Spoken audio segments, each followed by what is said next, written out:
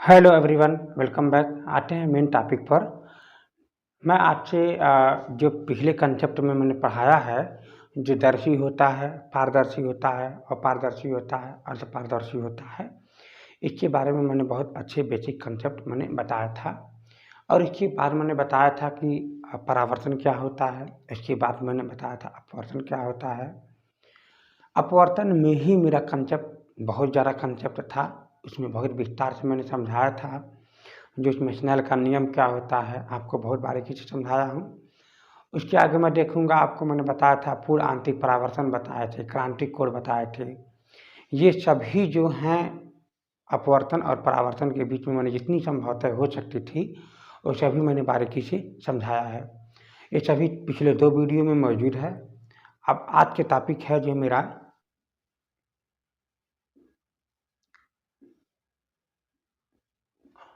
दर्पण। तो आज मैं स्टार्ट करता हूँ दर्पण से। दर्पण में जितनी घटनाएं होती हैं, प्रकाश और दर्पण, प्रकाश की किरणें और दर्पण के साथ कितनी घटनाएं हो सकती हैं, आज हम लोग पूरी बारीकी से समझेंगे। और मैं आपको उम्मीद करता हूँ कि जब अगर आप ये बातें समझेंगे तो आप कोई भी एग्ज़ाम, जैसे कंपटीशन भी एग्ज़ाम हो सकता है, उसमें आपको न्यूमेरिकल को सॉल्व करने में 2 या 3 सेकंड में ही आप आंसर देंगे। अच्छा, समझ लीजिए क्वेश्चन पढ़ते ही उसका आंसर दे देंगे। कंपटीशन एग्जाम में जितने भी न्यूमेरिकल आते हैं वो सब मात्र पढ़ने से ही आंसर आ जाएगा, लेकिन अगर आप पूरी बेसिक से पढ़ेंगे तब। लेकिन अगर आप हाई स्कूल में हैं, अगर आप क्लास 12 में हैं तो भी कोई बात नहीं है। यहाँ पर आपको कंसेप्ट के सवाल लगाना होगा। कंसेप्ट पहले समझेंगे, उसके बाद आप न्यूमेरिकल लगा पाएंगे। तो आज से हम स्टार्ट करते हैं दर्पण। तो दर्पण क्या होता है इसके बारे में बारीकी से समझेंगे। ये समझना होगा कि दर्पण एक प्रकार का किसी मिरर के अगर पिछले साइड में अगर एक तरफ हम लेप लगा देते हैं तो दर्पण का निर्माण होता है। वो मिरर कैसा भी हो सकता है, उसके बनावट के आधार पर उसे कई नाम दिया गया है। आपका शीशा है तो इसके एक तरफ आप इसे लेप लगा देंगे तो ये एक तरफ लेप लग जाने के बाद ये आपका दर्पण बन जाएगा। तो अगर इसको हम बना भी सकते हैं तो हम 3 प्रकार के दर्पण बना सकते हैं। पहली बात तो ये जो है इसे हम बोलेंगे समतल दर्पण, समतल दर्पण बोलेंगे। और दूसरी बात अगर ये है कि मान लीजिए मेरे पास एक कर्व वाला है, वक्र वाला है, तो अगर उठे हुए भाग की तरफ लेप लगा देंगे तो इसे हम बोलेंगे अवतल दर्पण। क्या बोलेंगे? अवतल दर्पण। ये भी आपका दर्पण ही है। तो अगर हम दबे हुए भाग की तरफ लेप लगा देंगे, जैसे बात किया जाए दबा हुआ भाग है, तो ये हमारा बन जाएगा उत्तल दर्पण। उत्तल दर्पण। तो ये तो बनाना आसान है, ये आप समझ पा रहे होंगे। लेकिन सबसे पहले आपको इसमें ये समझना है कि इसका क्या मतलब है और ये कैसे बनता है। तो इसके समझने के लिए आपको पहले खोखला या गोलाकार, समझिएगा, गोलाकार खोखला कांच के बारे में जानना होगा। मान लीजिए एक मेरे पास वृत्ताकार कोई खोखला कांच है, तो इसका केंद्र यहाँ है। तो जब हम इसे यहाँ से काट के निकाल देंगे, जैसे ऐसे काट के निकाल देंगे, तो आप देख रहे होंगे कि ये एक वक्र बाहर आ जाएगा जिसका एक केंद्र भी यहाँ पर मौजूद रहती है। तो ये एक प्रकार का वक्र बन गया। क्या बन जाएगा? वक्र।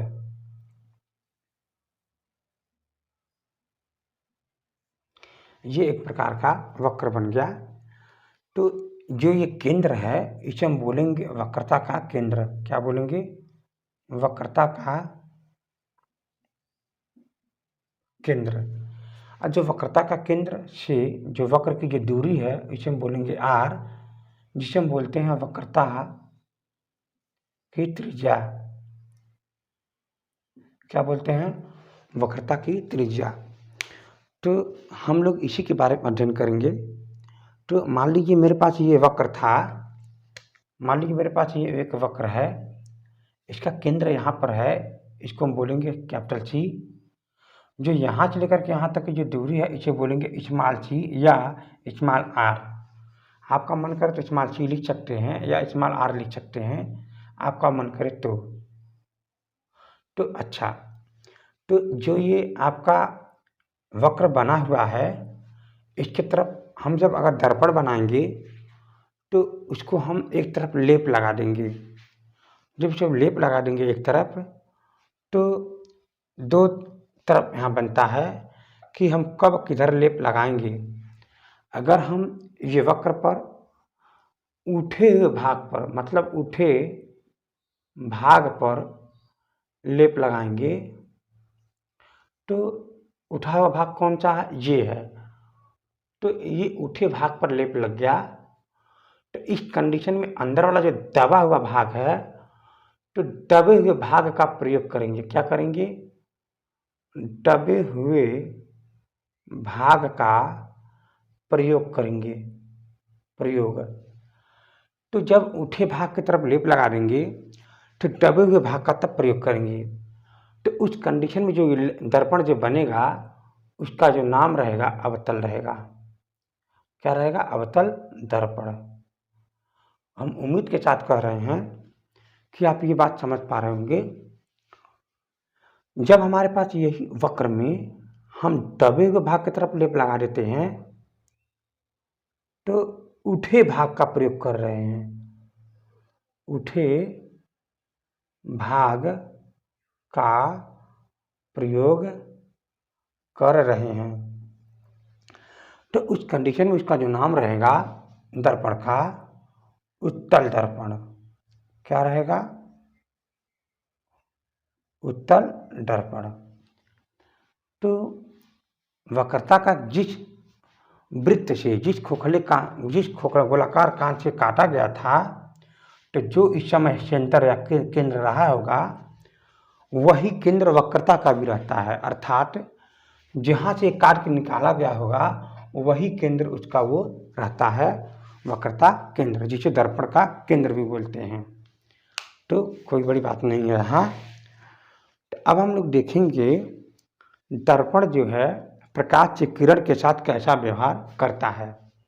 आते हैं अगले पॉइंट पर। सबसे पहले में आज देखेंगे कि समतल दर्पण जो होता है वो आपके प्रकाश की किरण के साथ कैसा व्यवहार करता है। आते हैं कंसेप्ट पर। यहाँ पर देखिएगा, मान लीजिए हमारे पास एक समतल दर्पण है। यहाँ पर आपके पास ये समतल दर्पण है। तो समतल दर्पण में ये प्रकाश की किरण आ रही है, तो ये ठीक वैसे ही परावर्तित होकर के चली जाएगी जो मैंने परावर्तन के बारे में बताया है। ये आ रही है, इसे हम बोलेंगे आपतित किरण,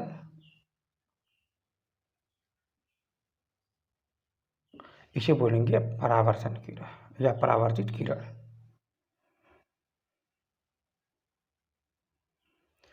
तो उस कंडीशन में एक हम दर्पण के मतलब अभिलंब 90 डिग्री कोण पर एक अभिलंब खींचा जाएगा, अभिलंब। तो अगर हम बारीकी से और समझना चाहें तो समतल दर्पण को क्षैतिज दिशा में ऐसे रखें। तो यहाँ पर प्रकाश की किरण आती है और वैसे ही चली जाती है। तो ये होता है अभिलंब। क्या होता है ये, अभिलंब।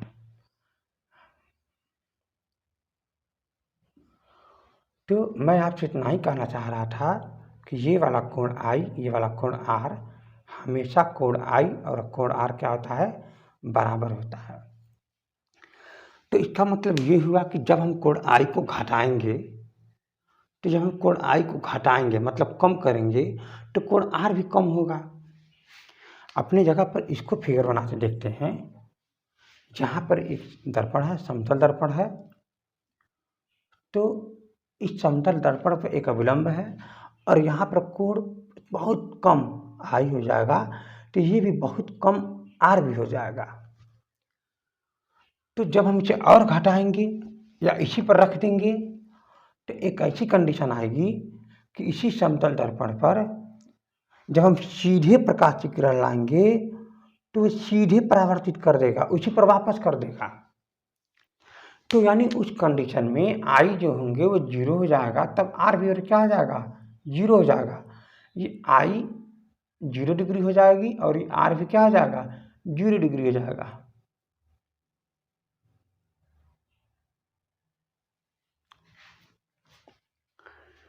तो इसमें कुछ खास दिक्कत नहीं है, लेकिन हम लोग समझेंगे अभी कुछ ही देर के अंदर में कि अवतल दर्पण के साथ कैसा व्यवहार करता है प्रकाश की किरणें।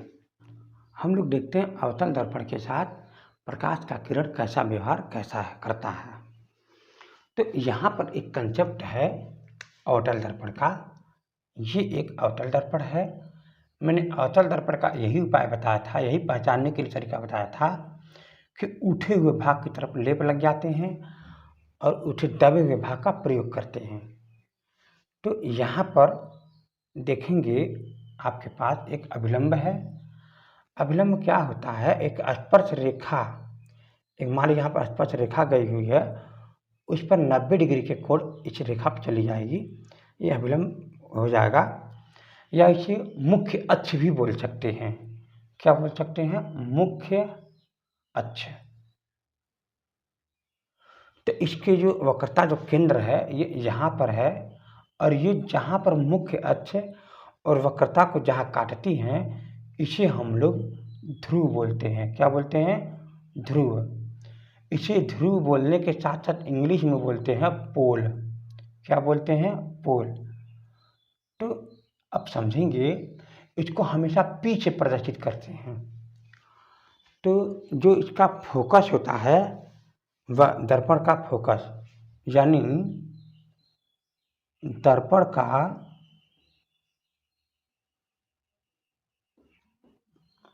फोकस दूरी जो होती है वो आपका कैपिटल सी, मतलब ये वक्रता त्रिज्या की आधी, मतलब बीचों बीच होता है।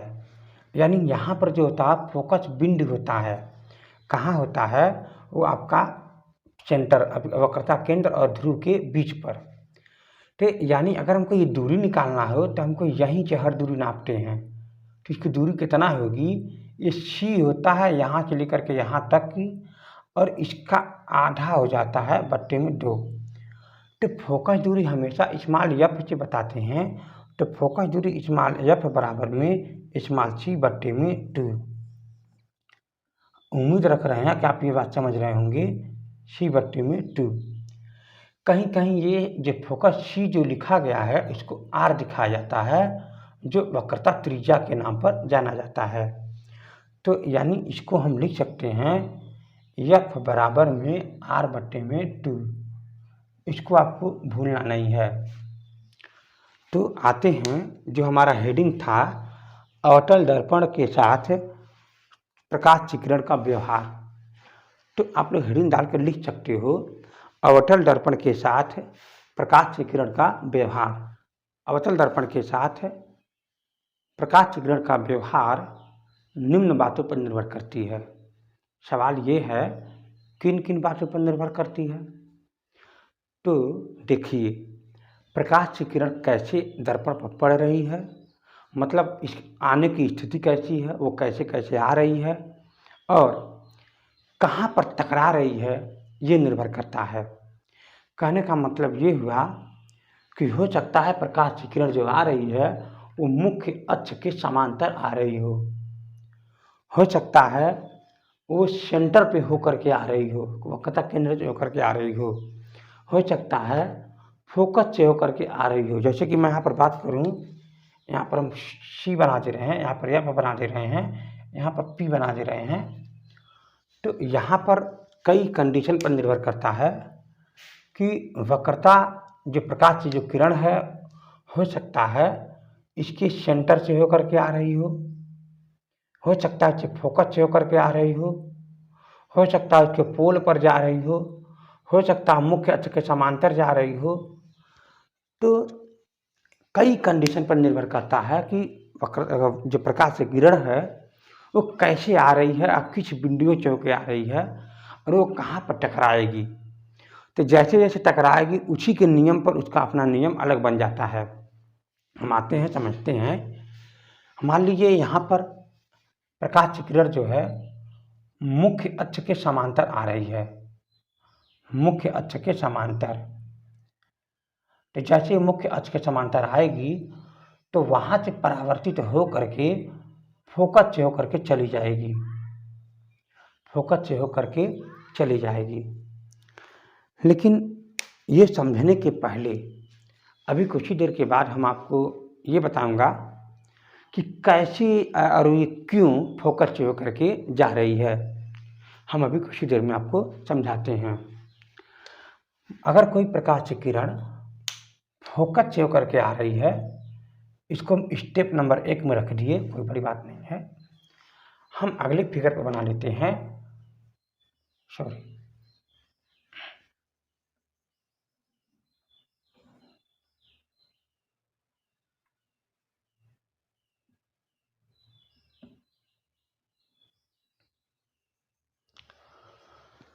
अब प्रकाश की किरण मान लीजिए फोकस से होकर के आ रही है, तो ये टकराने के बाद मुख्य अक्ष के समांतर चली जाएगी। ये देखिएगा, समांतर आई, फोकस से चली गई, फोकस से आएगी, समांतर चली जाएगी। ये एक दूसरे का इन्वर्स है। हम उम्मीद कर रहे हैं आप ये बात समझ गए होंगे। अगले कंसेप्ट में आते हैं कि अब हम फोकस पर ला दिए, अब हम लाएंगे वक्रता केंद्र पर। तो इसको आप हेडिंग डाल सकते हैं, लिख सकते हैं कि जब प्रकाश की किरण मुख्य अक्ष के समांतर आती है।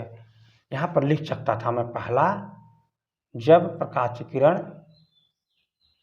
या किरण पर लिख सकते हैं, जब प्रकाश की किरण मुख्य अक्ष से मुख्य अक्ष के समांतर आती है। तो यहाँ पर लिख सकते हैं जब प्रकाश की किरण फोकस से होकर के आती है। दूसरा क्या लिख सकते हैं, फोकस से होकर आती है। तीसरा लिख सकते हैं जब प्रकाश की किरण वक्रता केंद्र से होकर के आती है। बात को समझिएगा। तो यहाँ पर हो जाएगा C, यहाँ पर हो जाएगा F, यहाँ पर हो जाएगा P। यानी यहाँ पर आप देखेंगे कि प्रकाश की किरण सेंटर से, यानी यहाँ से जब होकर के आएगी तो फिर आ तो रही है, आने के बाद फिर वहीं से परावर्तित हो जाएगी, तो ये उसी लाइन पर चली भी जाएगी। यानी वो उधर उधर विचलित नहीं होगा, जिस रास्ते आया है उसी रास्ते इसको वापस कर देगा। हम उतनी बातें समझ में आ गए होंगे कि भी क्या बात हो रही है। अब एक बात और बचा हुआ है कि जब यहाँ पर ये आपका C है, F है, P है। जब प्रकाश की किरण पोल पर होकर के आए तो मतलब जितनी कोण ये बना करके आई है उतना ही कोण बना करके चली जाएगी। तो ये आप नियम से समझ ही गए होंगे, यहाँ पर यही सिद्धांत है। चलिए हम एक एक बात लेकर के हम ये समझा देते हैं, 2 मिनट लगेगा कि ऐसे कैसे हो गया कि ये काम ऐसे ही कर रहा है। और अगर हम ये बात समझे रहेंगे तो अगला जो हम कंसेप्ट समझेंगे वहाँ पर ज़रा भी देर नहीं लगेगा। हम आते हैं स्टेप पर। ये पहला स्टेप जो दे रखा है कि मुख्य अक्ष के समांतर आई तो फोकस से होकर के चली गई। तो हम पता करेंगे कि ये जो है इस बिंदु पर अभिलंब रेखा कौन सा है। तो यहाँ पर जो अभिलंब रेखा है, जब इसे वक्रता केंद्र से जब मिला देंगे तो ये आपका अभिलंब रेखा बन जाती है। तो अब आप देखेंगे कि ये जो दूरी है, इस दूरी, पूरे दूरी का ये आधी दूरी है। तो यानी जितनी कोण ये बनाएगी ना उतना ही कोण ये बनाएगी, तो ये उसकी आधी दूरी पर ही होकर के जाएगी, जो इसी को बोलते हैं ये फोकस से होकर के जा रही है।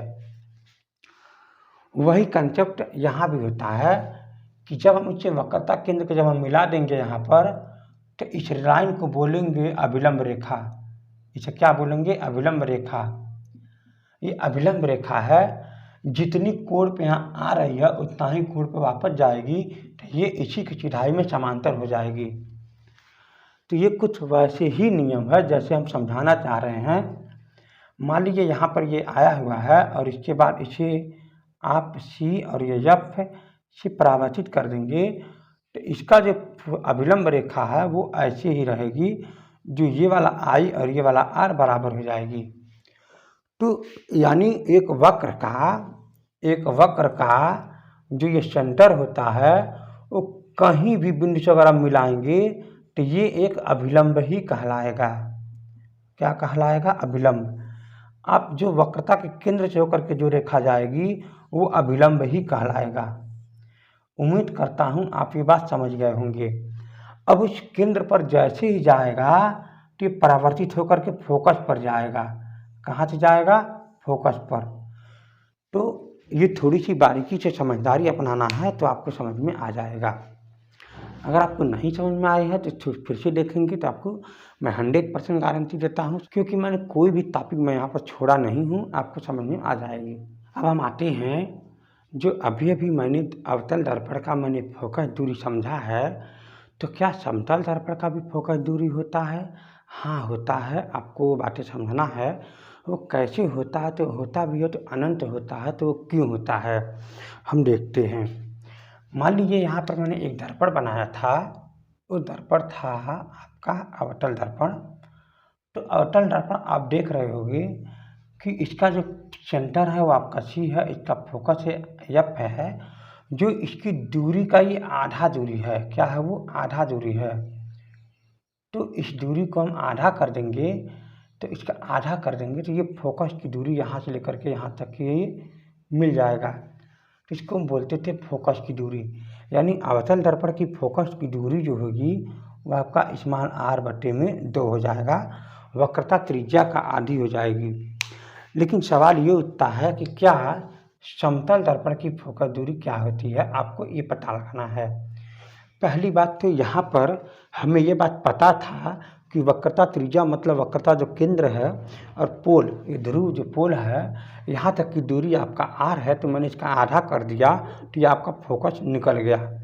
लेकिन यहाँ सवाल ये उठता है कि इसका जो वक्रता केंद्र कहाँ मिलेगा, तो इसका कोई वक्रता केंद्र नहीं होता है। हम मान लेते हैं इसका वक्रता केंद्र भी अनंत पर है और इसका आधा करने पर भी अनंत ही आएगा, अनंत का कोई लिमिट नहीं है। तो इसलिए वक्रता समतल दर्पण का फोकस दूरी अनंत होता है। इसमें आपको कोई सोचना या विचार करने की ज़रूरत नहीं है। तो यानी ये बातें पक्का हो गई कि हमने समझ लिया कि अवतल दर्पण की फोकस दूरी क्या होती है और समतल दर्पण की फोकस दूरी क्या होती है। तो चलिए अगले स्टेप पर आते हैं उत्तल दर्पण के बारे में। उत्तल दर्पण में क्या होता है मैंने ये बताना चाहूँगा, और मैंने बताया भी था कि उत्तल दर्पण में उठे हुए भाग की तरफ हम लेप लगा देते हैं अवतल दर्पण में, और दबे हुए भाग का प्रयोग करते हैं। लेकिन उत्तल दर्पण में क्या होता है कि अब हम देखेंगे उत्तल दर्पण में क्या होता है। उत्तल दर्पण में क्या करते थे, अभी मैंने क्या परिभाषा दिया था कि दबे हुए भाग का लेप लगा देते हैं और उठे हुए भाग का प्रयोग करते हैं, तो हमारा उत्तल दर्पण हो जाता है। इसके पहले मैंने अभी जस्ट अवतल दर्पण का मैंने बताया था, उठे हुए भाग का मैं लेप लगाया था और दबे हुए भाग का मैंने प्रयोग किया था। चलिए हम यहाँ पर समझाते हैं। यहाँ पर मान लीजिए एक प्रकार का वक्र है, इस वक्र में क्या करेंगे, हम अंदर की तरफ लेप लगा देंगे, अर्थात दबे हुए भाग का प्रयोग करेंगे, लेप लगा देंगे। तो उठे भाग का क्या करेंगे, प्रयोग करेंगे। तो इस कंडीशन में क्या बोलेंगे, उत्तल दर्पण। क्या बोलेंगे, उत्तल दर्पण। तो उत्तल दर्पण में यूज करते हैं, इसके बारे में समझते हैं।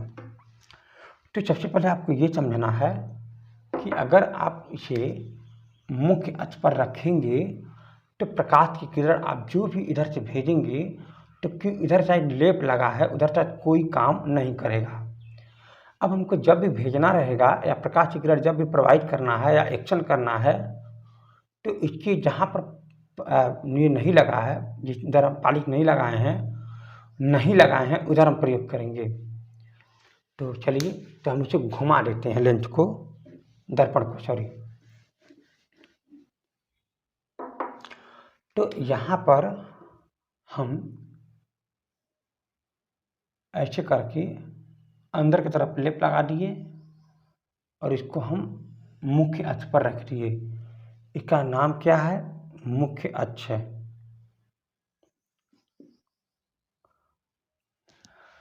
तो यहाँ भी हम वही काम करेंगे, लेकिन एक कंडीशन है यहाँ पर कि अवतल दर्पण में क्या था, अवतल दर्पण में क्या था कि यहाँ पर देख पा रहे होगे सेंटर था, एफ था।